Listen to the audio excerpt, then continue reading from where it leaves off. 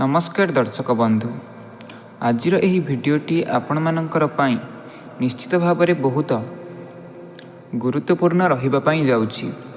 कारण एही भिडियो रे जो 5टी राशि विषय रे कुहाजिब ताहा उपरकु वर्तमान बृहस्पति ग्रह चलन करुछंती एवं एमानंकर कुंडली रे वर्तमान ठारू उन्नति लागि रहिछि बा उन्नति देखा देइछि।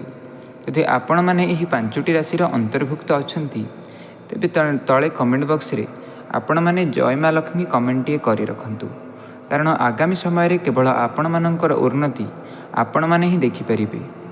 किभଳି भाबे एही 5टी राशि रे थिबा व्यक्तिविशेष माने खूब कम दिन मध्य केते अधिक उन्नति करिबे यदि आपण मानकर पाखरे किंबा आपण माने निजे एही राशि रो अंतर्भुक्त अछंती। आपण मानकर परिवार रे कोनोसी व्यक्ति एही राशि रो अटंती तेबे सेमाने अल्प दिन मध्य किभଳି भाबे उन्नति करिबे ताहा आपण माने जानि परिबे।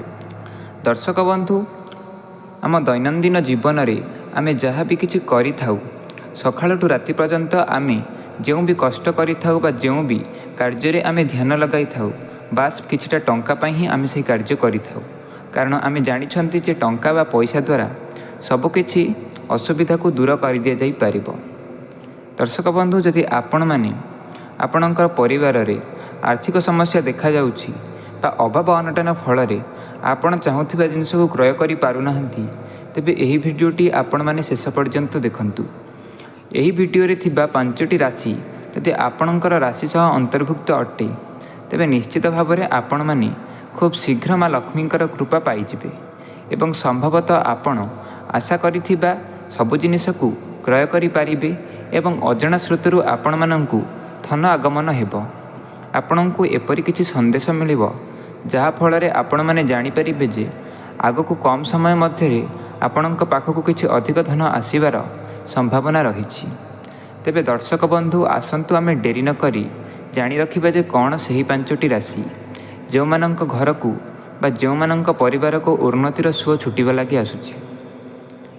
दर्शक बंधु, सही 5टी राशि मानंकर विषय रे कहिबा पूर्वरु आपण मानंकु आउ एक कथा कहि रखे जे यदि आपण माने भी माँ लक्ष्मींकर पूजा अर्चना करुछंती तेबे अनेक समय देखा जाई थाए जे आपणकर आर्थिक समस्या दूर होई जिवो। तेणु करी एही राशिर व्यक्तिविशेष माने निश्चित भाव में सेमानंकर करुथिबा कार्य रे सफलता पाई परिबे। दर्शक बंधु, एही राशिर व्यक्तिविशेष माने जदि राजनीति रे किंबा पार्टी पॉलिटिक्स रे जोग देइछंती तेबे सेमानंकु सफलता मिलि परिबो। एवं आउ गोटे कथा आपण मानंकु कहि रखे जे जदि व्यवसाय करुछंती किंबा निजर कोनोसी बेसरकारी संस्था रहिछि जोंठारे आपण कार्यरत अछंती तेबे सेठारे मध्य आपण माने निश्चित भाव में आपणक काम रे सफलता पाइबे। आपणकर समाज रे जो भी कार्य आपण करिबे बा लोकमानंकर सेवा फल रे आपण माने लोकमानंक द्वारा प्रशंसित हेबा पई लागिबे। एवं एहा मध्य कहि देउछि जे आपण माने खूब कम दिन मध्य रे कोनोसी एक बड़ कार्य करिवार अधिक संभावना रहिछि। तेणु आपण माने सेथि प्रति निश्चित भाव में गंभीर रही बा सतर्क रही से कार्यटी को करंतु। तेबे दर्शक बंधु, आसंतु आमे जानि रखिबा जे कोन सही 5टी राशि।